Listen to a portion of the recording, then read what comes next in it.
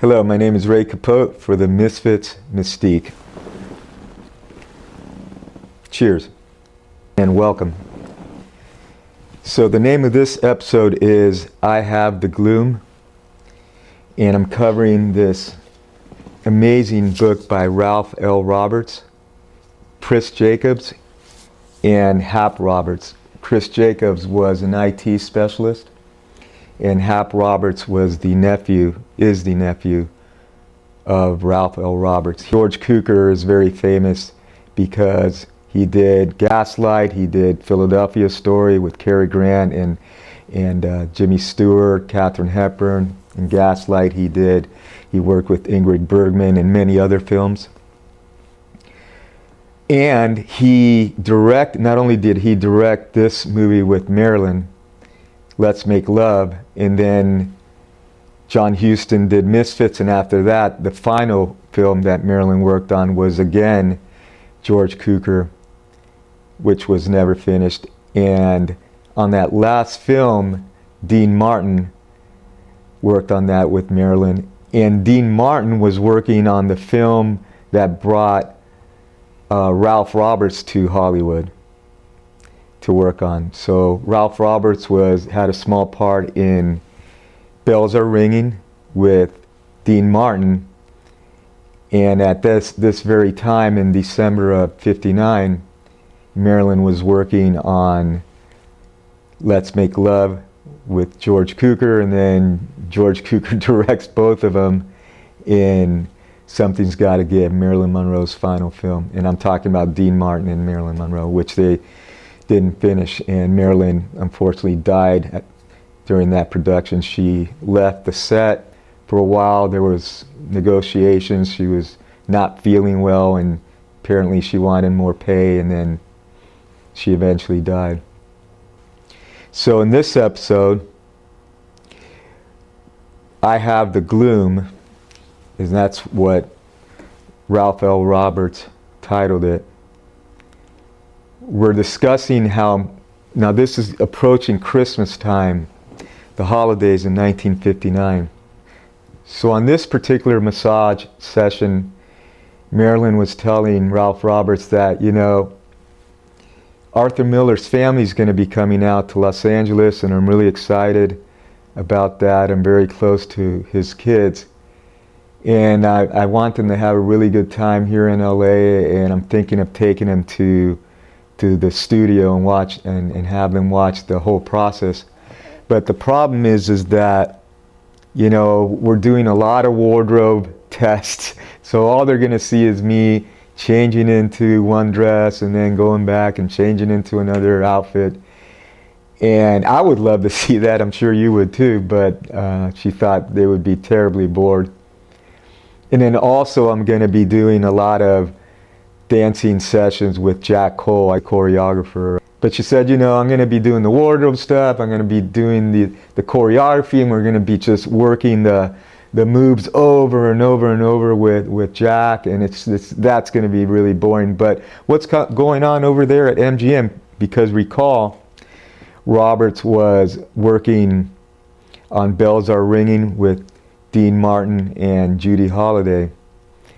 And Ralph said, well, we're wrapping up Bells Are Ringing, but there's going to be another film that MGM is going to be starting called Cimarron, Cimarron. And it's a Western, and I think they might get a kick out of that one. And Marilyn says, oh, that sounds great. Do you think you can talk to someone over there so they can go over and watch the production of that? And Ralph just cracks up. He says, Marilyn, look, I got nil, NIL, I got zero pull over there at MGM. The guy is just kind of a journeyman actor. He only gets small parts here and there. The one in the Misfits is literally less than a minute as the ambulance driver, and I'm sure in this movie he only has a very small part. And Marilyn said, what about Judy Holliday?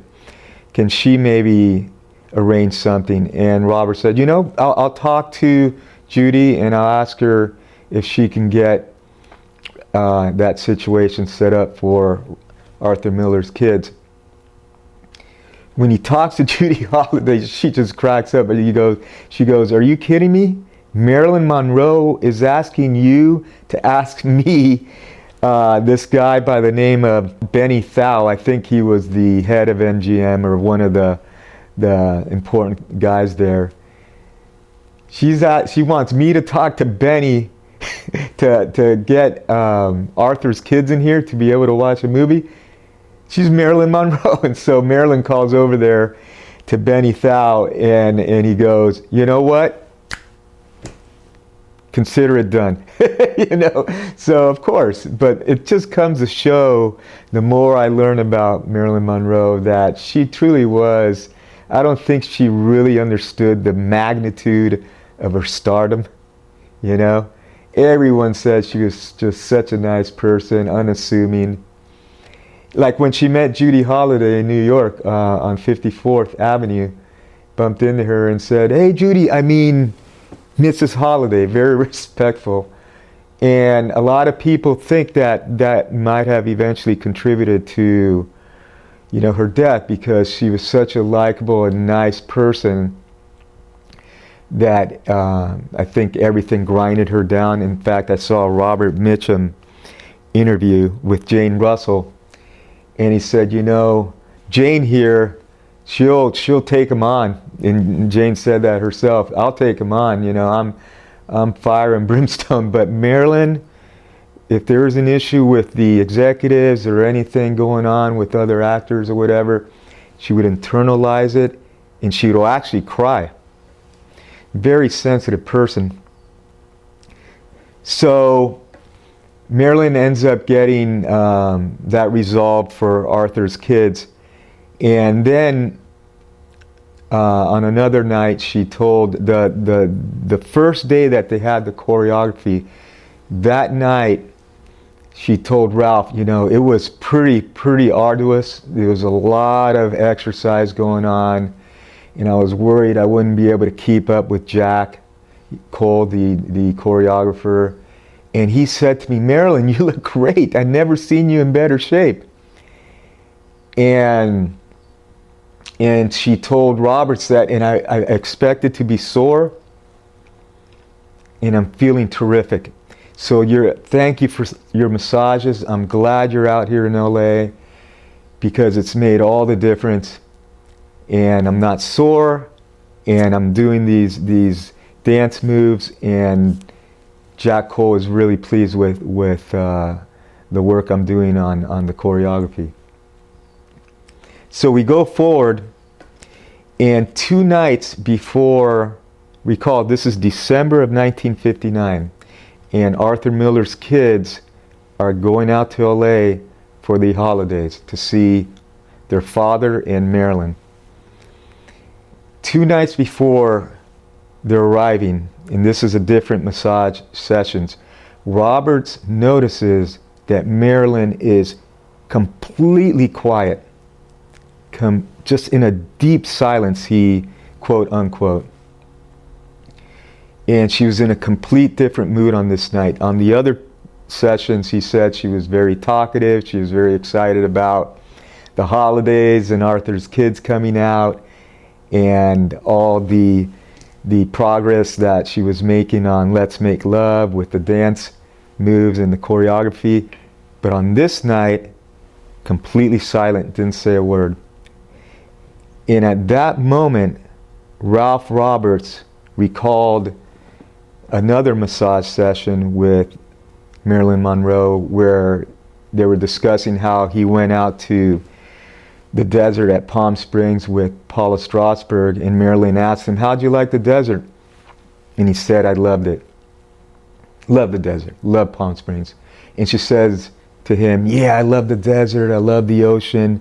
There's always this movement. It's like a solitary solitude."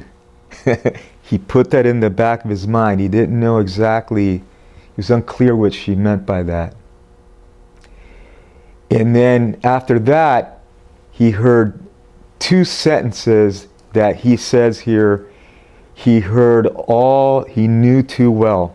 So apparently Marilyn had mentioned these two sentences before, and she said to Roberts, "You know, Ralph, my heart is sore, I have the gloom." And after Roberts heard that, he just stayed quiet, but he recalled what Paula Strasberg told him out in Palm Springs. And this was in another episode when she told Ralph, "You know, Ralph, I know you've only seen the light side of Marilyn. I'm sure you're bedazzled by her. Everyone is. She's so charismatic. She's such a beautiful creature. But you haven't seen her dark side. She has a dark side, and you will see it. And when you see it, you'll realize that everything with Marilyn Monroe is not always what meets the eye." So that was going through Robert's head, that, you know, Marilyn's this person that goes up and down. And after learning a lot about Marilyn Monroe, there's a word for that. It's called manic depressive. I don't know if that was, and she would see psychiatrists throughout her career. I don't know if she was diagnosed with that exactly, but she would have all these tremendous highs, and it can change from, you know, one day to the other, or a few days to the next, or a week to the other. And Roberts noticed this in just this small span. So we're talking December of '59. So it could be in the span of 1 week, he gives a couple massages, and she's super excited about Arthur Miller's kids coming out, super excited about what's going on the set of Let's Make Love. And then boom, in this session, she's completely quiet and tells Roberts, "My heart is sore, I have the gloom." So she dipped into a depression state right there. And why, I have no idea. But she obviously had this condition that Paula Strasberg noticed with her for many years. And as we will discuss in future episodes, Marilyn Monroe told Roberts that she in fact had tried to commit suicide once before, and we'll get into that. But she had these stages of up and down. So I thank you for joining me. My name is Ray Capote for the Misfits Mystique, and I hope you have a great evening. And as always, cheers.